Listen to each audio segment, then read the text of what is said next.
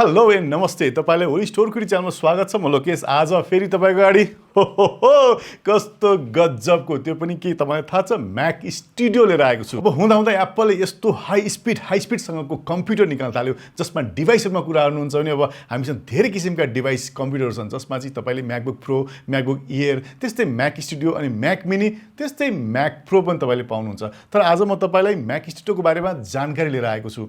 हुन त यो म्याक स्टुडियो पहिला पनि आएको थियो किनभने यो सेकेन्ड भर्सन हो। भन्नु मतलब यो भन्दा अगाडि तपाईले M1 प्रोसेसरमा थियो जसमा पनि तपाईले म्याक्स र अल्ट्रा पाउनुहुन्थ्यो भने M1 मा त्यो पनि अब तपाईले म्याक स्टुडियोमा म्याक्स र अल्ट्रा भनेको अझै बढी स्पिड प्रोसेसर भएको तपाईले रेडीमेड पाउन सक्नुहुन्छ।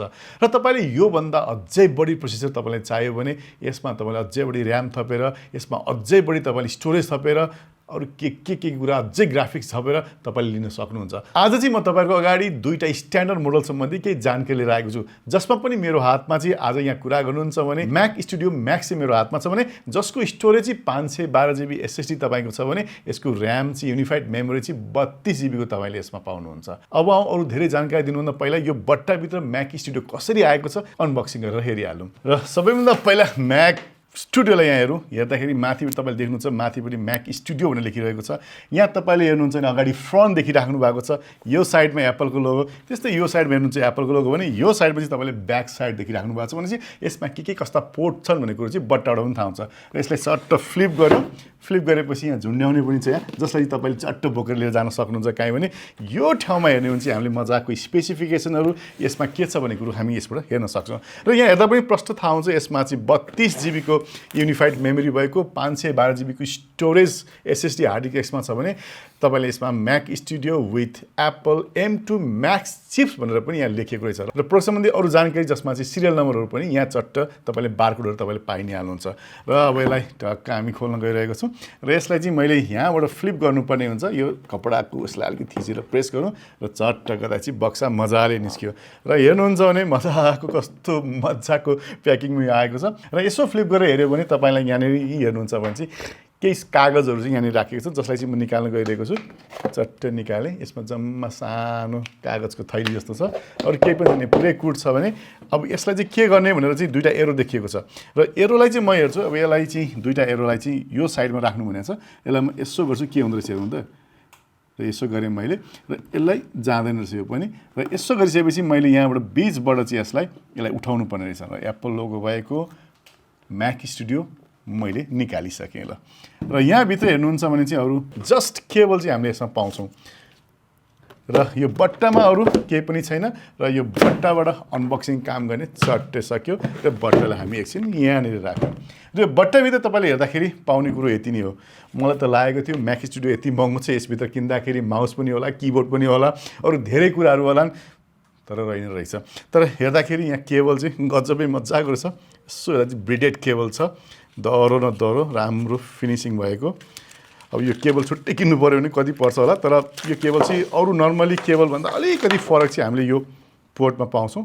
यो चाहिँ तपाईले अरुमा ठुलो ग्याप परेको हुन्छ भने यसमा चाहिँ जोड्ने पोर्ट चाहिँ अलिकति बेग्लै किसिमको तीनटा गोलो गोलो भएको छ जसमा चाहिँ हामीले चाहिँ नेगेटिभ पोजिटिभ अर्थिङ तीनटै चट्टसँग यहाँनेर हुन्छ भने हामीले यो पाउने पोर्ट चाहिँ यस्तो खालको पाएछौं।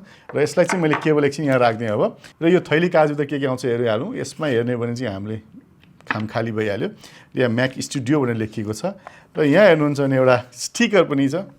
यहाँ टाँस्ने हो कि क्या यसलाई त मजाको कालो रङको स्टिकर रहेछ। सानो कागज छ यसमा सानो अक्षरमा छ पढेर के हेरिराख्नु।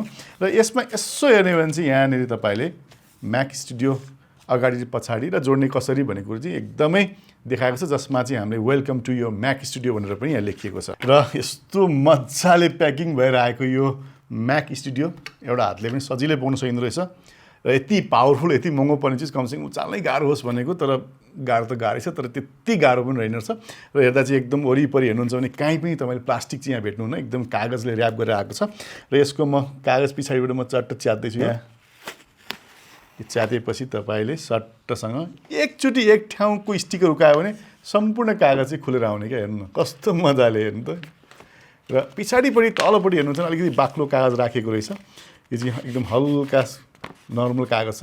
यसलाई पनि नफालौँ जस्तो महँगो परेको कागज है बट्टाभित्र आएको त्यसै चान्चुने त छैन। र पनि यसलाई चाहिँ म एकछिन टक्क तल राखिदिएँ र अब हेर्नुहुन्छ भने म्याक स्टुडियो चाहिँ यही नै हो र माथिपट्टि एप्पलको लोगो छ भने फ्रन्टेजमा हेर्नुहुन्छ भने खासै त्यस्तो केही पनि कुरा छैन एउटा मेमोरी कार्ड राख्नलाई स्लट पाइएको छ भने दुईटा तपाईँले टाइप सी वाला पोर्ट चाहिँ तपाईँले यहाँनिर पाइराख्नु भएको छ र पछाडिपट्टि हेर्नुहुन्छ भने पनि त्यस्तै यहाँनिर 4 थन्डरबोल्ट 4 को पोर्ट तपाईँले पाउनुहुन्छ भने त्यस्तै यहाँनिर चाहिँ ल्यान्डको एउटा पोर्ट तपाईँले पाउनुभयो भने पावर प्लगिङलाई छ र यसमा नर्मल युएसबी पोर्ट पनि जोडिदिएर छ जसले गर्दा हामीसँग भएको पुराना डिभाइसहरूलाई पनि डाइरेक्ट कनेक्ट गर्न सक्यो भने त्यस्तै यसमा एचडिएमआई आउट पनि तपाईँले पाइ नै हाल्नुहुन्छ त्यस्तै तपाईँले यहाँ 3.5 mm को ज्याक भएको साउन्ड आउटपुट गर्ने पोर्ट तपाईँले यहाँ पाउनुहुन्छ जसले गर्दा तपाईँसँग भएको कुनै पनि पुरानो डिभाइस या साउन्ड सिस्टमलाई पनि तपाईँले यसमा जोडेर साउन्ड मजाले सुनी कुनै पनि भिडियो एडिटिङ गर्नु पर्यो भने सक्नुहुन्छ या म्युजिक सुनी कुनै पनि काम गर्नु पर्यो भने पनि यही डिभाइसबाट प्ले गर्न सक्नुहुन्छ जसको लागि चाहिँ साउन्ड आउटपुट यहाँबाट दिएको छ र यो डिभाइसमा हेर्नुहुन्छ भने यहाँ तपाईँले पोर्टहरू त देख्नुभयो भने यहाँ सानो एउटा टिक्क लाइट बल्ने पनि ठाउँ छ जसले गर्दा चाहिँ हामीले म्याक अन गरेको कि नगरेको भनेको बेला लाइट बन्द भएर चाहिँ हामी थाहा पाउँछौँ र यसलाई कसरी अन गर्ने भन्ने हामीलाई मनमा लाग्छ भने यहाँनिर सानो पावर स्विच गर्ने बटन यहाँ राखिएको छ जसलाई चाहिँ हामीले टक्क प्रेस किटिक्क पार्यो भने के हुन्छ यो डिभाइस अन हुन्छ र यसमा याद गर्नुलाई यसभित्र इन्टरनल ब्याट्री चाहिँ हुँदैन जसलाई चाहिँ हामीले डाइरेक्ट पावर नै जोडेर चलाउनु पर्ने हुन्छ र कहिलेकाहीँ चाहिँ हाम्रो देशमा धेरै लाइट जाँदाखेरि चाहिँ लोड सेडिङको कारणले गर्दाखेरि चाहिँ यसमा काम गरिरहेका चिजहरू चाहिँ सेभ नहुन सक्छ त्यसकारण घरमा यदि तपाईँले युपिएस युज गर्नुभएको छ भने एकदम बेस्ट हुन्छ या स्टुडियोमा युपिएस युज गर्नुभएको छ भने चाहिँ तपाईँले काम गरिरहेका चिजहरू चाहिँ खेर जान सक्दैन भनेपछि यो म्याक स्टुडियो नै किन त हामी यति धेरै काम गर्दैछौँ अहिले डिजाइनको वर्कमा त्यस्तै फिल्म एडिटिङको काममा चाहिँ हामीले कत्रा सिपियुहरू लिएर चाहिँ हामीले काम गरिरहेका होलाौँ जसमा इन्टेल प्रोसेसर लाउँदाखेरि तपाईँको साउन्ड पनि ठुलो आएर हिट पनि भएर ठुलो मुभीहरू काट्नलाई ठुलो तपाईँको भिडियो एडिटिङ गर्नलाई गाह्रो पनि भइरहेको छ भने अब तपाईँलाई यस्तो मजाको म्याक स्टुडियोले त्यो पनि कमभन्दा कम बजेटमा तपाईँलाई साथ दिन सक्छ कम बजेट भन्नुको मतलब के हो भने तपाईँ एकदमै ठुलो इन्भेस्टमेन्ट गर्नु पर्थ्यो भने अर्को पिसीमा भने अब त्योभन्दा कम बजेटमै तपाईँले सोचेभन्दा डबल होइन ट्रिपल स्पिडमा तपाईँले काम गर्न सक्नुहुन्छ र यसको साइजको कुरा गर्नुपर्दा जम्मा अग्लाइको कुरा गर्नुहुन्छ भने जम्मा 4 इन्ची जति छ भने यसको चौडाइ 8 इन्ची भने चाहिँ यति सानो डिभाइस जसलाई चाहिँ यदि तपाईँले कुनै बेलामा आफ्नो स्टुडियोमा काम गर्दै हुनुहुन्थ्यो र कहीँ टाढा गएर काम गर्नु पर्यो कहिलेकाहीँ हुन्छ नि स्टुडियो नै सार्नुपर्ने बेला हुन्छ तपाईँ एक ठाउँ बसेर काम गरिराख्नु भएको थियो भने तपाईँलाई कुनै प्रोजेक्ट आयो तपाईँले कुनै ठाउँमा आउटडोरमा गएर पनि यदि तपाईँले गर्नु पऱ्यो भने सिम्पली यसलाई बोक्ने सँगसँगै किबोर्ड माउस बोक्नु त सिम्पल कुरा भइहाल्यो भने एउटा मोनिटर कुनै पनि यदि तपाईँ होटेलमै बस्नु भएको छ भने होटेलकै मोनिटरमा जोडेर होस् या तपाईँले सानोभन्दा सानो कसैको पनि एचडिएमआई पोर्ट भएको मोनिटरमा जोडेर तपाईँले सिम्पली यो डिभाइस र माउस र किबोर्ड बोक्नु भयो भने तपाईँले आफ्नो काम गर्न सक्नुहुन्छ भने चाहिँ त्यो किसिमको पोर्टेबिलिटी पनि तपाईँले यसको म्याक स्टुडियोमा पाउनुहुन्छ र यदि यही म्याक स्टुडियो पहिलोको भर्सन र यो भर्सनमा कम्पेयर गर्ने हो भने करिब 40% फास्ट चाहिँ तपाईँको M1 भन्दा M2 चल्ने हुन्छ जसले गर्दा तपाईँलाई कुनै पनि भिडियो यदि 1 घन्टा 20-22 मिनट तपाईँलाई एक्सपोर्ट गर्न लाग्थ्यो भने त्यही ठाउँमा तपाईँले यसको भिडियो करिब तपाईँले 40 मिनटमा गर्न सक्नुहुन्छ स्ट्यान्डर्ड मोडलमा म्याक स्टुडियोको आउने स्पेसिफिकेसनको कुरा गर्नुपर्दा तपाईँले इन्ट्री लेभलमा 512 GB भएको स्टोरेज तपाईँले पाउनुहुन्छ नि जसमा चाहिँ M2 म्याक्स प्रोसेसर हुन्छ र जसमा चाहिँ 32 GB को युनिफाइड मेमोरी तपाईँले पाइहाल्नुहुन्छ जसलाई तपाईँले कस्टमाइज गर्नु भने 192 सम्म पनि बनाउन सक्नुहुन्छ जसमा चाहिँ टिभीको कुरा गर्नुहुन्छ नि स्टोरेज 8 TB सम्म पनि तपाईँले गर्न सक्नुहुन्छ तपाईँले यो डिभाइसमा 12 कोरको जिपियु त्यस्तै तपाईँले 30 कोरको सिपियु र 16 कोरको न्युरल इन्जिन भएको डिभाइसमा तपाईँले स्ट्यान्डर्ड बनाउन पाउनुहुन्छ भनेपछि यही ठाउँमा तपाईँले योभन्दा हाई स्पिडमा जानुहुन्छ भने अल्ट्रा चिप्स तपाईँले पाउनुहुन्छ जसमा तपाईँले 24 कोरको सिपियु त्यस्तै तपाईँले 60 कोरको जिपियु र तपाईँले 32 कोरको न्युरल इन्जिन भएको र 1 TB स्टोरेज चाहिँ तपाईँले योभन्दा हाई सेगमेन्टमा पाउनुहुन्छ र प्राइस पनि अलमोस्ट डबल नै पर्छ र स्पिड पनि तपाईँले योभन्दा डबल नै पाउनुहुन्छ तपाईँले अगाडिपट्टि पाउने दुईटा जुन पोर्ट छ USB-C को त्यो चाहिँ तपाईँले थन्डरबोल्ट 4 पोर्ट नै पाउनुहुन्छ जसले गर्दा तपाईँले अल्ट्रा मोडलमा 6वटा थन्डरबोल्ट 4 पोर्ट पाउनुहुन्छ र यसमा पाउने तपाईँले इथरनेट पोर्ट चाहिँ 10 GB को पाउनुहुन्छ भनेपछि इथरनेट पोर्ट पनि एकदमै एक्सट्रिमली फास्ट पोर्ट तपाईँले यही डिभाइसमा पाउनुहुन्छ